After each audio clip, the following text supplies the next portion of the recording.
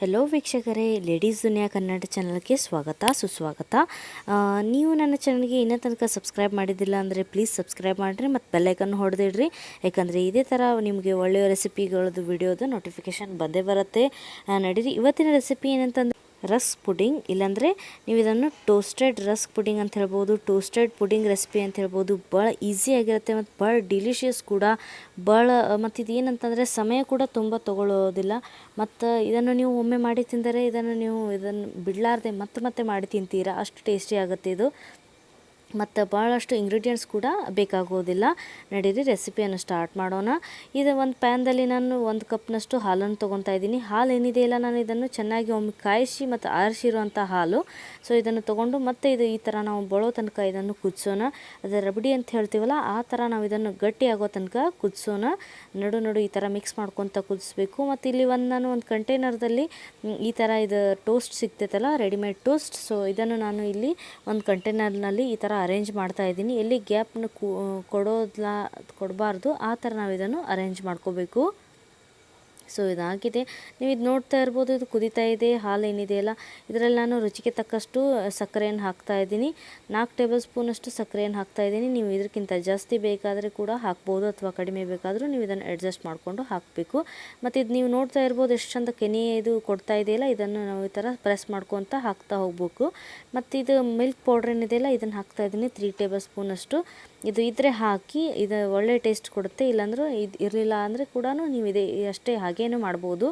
ಇದು milk powder ಏನಿದೆಯಲ್ಲ, ಈ ಥರ ನೀವು ಪ್ರೆಸ್ ಮಾಡ್ಕೊತ ಇದನ್ನು ಮಿಕ್ಸ್ ಮಾಡ್ಕೊತ ಹೋಗಬೇಕು. ದಂಡಿಗೆ ಏನು ಹತ್ತಿರುತ್ತಲ್ಲ, ಇದು ಕೆನೆ ಇದೇನು ಇದು, ಅದು ಕೂಡ ನಾವು ಇದನ್ನು ತೆಗಿತಾ ಹೋಗಬೇಕು. ಇದು ಭಾಳ ಟೇಸ್ಟ್ ಕೊಡುತ್ತೆ. ಆ ಥರ ನೀವು ಇದನ್ನು ಮಿಕ್ಸ್ ಮಾಡ್ಕೊತ ಕುದಿಸ್ತಾ ಹೋಗಬೇಕು. ನೀವು ನೋಡ್ತಾ ಇರ್ಬೋದು ಎಷ್ಟು ಗಟ್ಟಿಯಾಗಿದೆ ಇದು. ಸೊ ಈಗ ನಾನಿಲ್ಲಿ ಸೈಡಿಗೆ ಅದನ್ನು ಕುದೀತಾ ಇದೆ. ಹಾಗೆ ನಾನು ಈ ಥರ ಒಂದು ಗ್ರೇಟರ್ದಿದೆ, ಇದರದಿಂದ ನಾನು ಬಾದಾಮನ್ನು ಈ ಥರ ಸ್ಲೈಸ್ ಮಾಡ್ಕೊತಾ ಇದ್ದೀನಿ. ನೀವು ಕೂಡ ಚಾಕುದಿಂದ ಕೂಡ ಇದನ್ನು ನೀವು ಕಟ್ ಮಾಡ್ಕೋಬೋದು. ನಿಮಗೆ ಯಾವ ಬೇಕಾದರೂ ಇದು ಹಾಕ್ಬೋದು ನೀವು ಡ್ರೈ ಫ್ರೂಟ್ಸ್. ಮತ್ತು ಇದು ನೀವು ನೋಡ್ತಾ ಇರ್ಬೋದು ಎಷ್ಟು ಗಟ್ಟಿಯಾಗಿದೆ, ಎಷ್ಟು ತಿಕ್ಕಾಗಿದೆ. ಸೊ ಈ ಥರ ಆಗಿದೆ ಇದು. ಇದನ್ನು ನಾನು ಫ್ಲೇಮ್ ಆಫ್ ಮಾಡಿಬಿಡ್ತೀನಿ. ಮತ್ತು ಇದೇನಿದೆಲ್ಲ ತಣ್ಣಗಾಗೋ ತನಕ ಬಿಟ್ಟಿದ್ದೀನಿ. ಇದು ತಣ್ಣಗಾಗಿದೆ. ಈಗ ನೀವು ನೋಡ್ಬೋದು, ತಣ್ಣಗಾದ ನಂತರ ಇನ್ನಷ್ಟು ಗಟ್ಟಿಯಾಗಿದೆ. ಇದು ಸ್ವಲ್ಪ ಅರ್ಧಾನು ಹಾಕ್ತಾ ಇದ್ದೀನಿ ನಾನೀಗ. ನೀವು ನೋಡ್ತಾ ಇರ್ಬೋದು, ಚೆನ್ನಾಗಿ ಮಿಕ್ಸ್ ಮಾಡಿ ಆಯಿತು. ಸ್ವಲ್ಪ ಈ ಥರ ಶೇಕ್ ಮಾಡೋಣ, ಎಲ್ಲ ಕಡೆ ಚೆನ್ನಾಗಿ ಕೂಡ್ಕೊಳ್ಳಿ. ಇನ್ನೊಂದು ಸ್ವಲ್ಪ ನಾವೀಗ ಡ್ರೈ ಫ್ರೂಟ್ಸ್ ಇಲ್ಲಿ ಹಾಕೋಣ. ಮತ್ತು ನೆಕ್ಸ್ಟ್ ಇನ್ನೊಮ್ಮೆ ಲೇಯರ್ ಏನಿದೆಯಲ್ಲ, ಇನ್ನೊಂದು ಸ್ವಲ್ಪ ನಾವು ಇದು ಮಿಕ್ಸರ್ ಏನಿದೆಯಲ್ಲ, ಇದು ಕೂಡ ನಾವು ಮತ್ತೊಮ್ಮೆ ಹಾಕೋಣ. ಇಲ್ಲಿ ಫುಲ್ ಕಂಪ್ಲೀಟ್ಲಿ ನಾವು ಇದೇನು ಟೋಸ್ಟ್ ಇರುತ್ತಲ್ಲ, ಇದು ಕಂಪ್ಲೀಟ್ಲಿ ಡಿಪ್ ಆಗಬೇಕು ಇದ್ರೊಳಗೆ. ಫುಲ್ ನೆನೀತಂದರೆ ಇದು ಚೆನ್ನಾಗಿ ಇದು ಟೇಸ್ಟ್ ಕೊಡುತ್ತೆ ಮತ್ತು ಕ್ರೀಮಿ ಆಗಿ ಬಿಡುತ್ತೆ. ಈಗ ನೀವು ನೋಡ್ಬೋದು ಎಲ್ಲ ಕಡೆ ನಾನು ಚೆನ್ನಾಗಿ ಸ್ಪ್ರೆಡ್ ಮಾಡಿ ಇದು ಮಾಡಿ ಆಯಿತು. ಸೊ ಇದು ನಾವು ಬಾದಾಮಿ ಏನು ಸ್ಲೈಸ್ ಮಾಡ್ಕೊಂಡಿದ್ದೀವಲ್ಲ, ಇದು ಕೂಡ ಇದರಲ್ಲಿ ಮತ್ತು ಈ ಥರ ಹಾಕೋಣ, ಗಾರ್ನಿಷ್ ಮಾಡೋಣ. ಮತ್ತು ಇದನ್ನು ನಾವು ಫ್ರಿಜ್ನಲ್ಲಿ ಇಡೋಣ. 2 ರಿಂದ 3 ತಾಸು ಮಿನಿಮಮ್ ಇದನ್ನು ಫ್ರಿಜ್ನಾಗ ಇಡಬೇಕು. ನೀವು ನೋಡ್ತಾ ಇರ್ಬೋದು, ಇದು ರೆಡಿಯಾಗಿದೆ. ಈಗ ಇದು ಕೋಲ್ಡಾಗಿ ಸರ್ವ್ ಮಾಡಬೇಕು ನೀವು. ಭಾಳ ಟೇಸ್ಟಿ ಆಗುತ್ತೆ, ಭಾಳ ಟೇಸ್ಟಿಯಾಗಿ ಹತ್ತುತ್ತೆ. ಮತ್ತು ನೀವು ಯಾವುದೇ ಪೇಸ್ಟ್ರಿ ಕೂಡ, ಯಾವುದೇ ಸ್ವೀಟ್ಸ್ ಕೂಡ ಮರ್ತೇ ಬಿಡ್ತೀರಿ. ಈ ಥರ ಒಮ್ಮೆ ಟ್ರೈ ಮಾಡಿ ತಿಂದು ನೋಡಿರಿ.